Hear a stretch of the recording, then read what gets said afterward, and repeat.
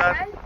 আমি solo travel করছি এবং আমি সুন্দরবন ইকোট্যুরিজমকে চুজ করেছি এবং প্রথমে আমি একটু ভয় ছিলাম যে আমি একা যাচ্ছি, চারিদিকে শুধু জল আর ম্যানগ্রোভ অরণ্য, সেখানে আমি কি করে থাকবো 3টে দিন একা একা।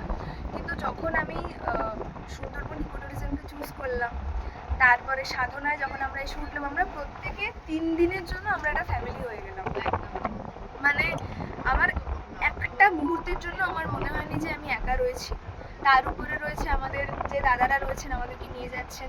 সন্তু দাদার যে সুন্দর কাহিনী আমরা শুনেছিলাম, যেখানে মধু সংগ্রহ, মাছ কাঁকড়া সংগ্রহের কাহিনী, মানে সব মিলিয়ে আমাদের এই যে ট্রিপটা একটা গল্পের মতো হয়ে গেল। মানে মনে হয় একটা গল্প আমরা লিখতে পারবো এই ট্রিপটাকে নিয়ে।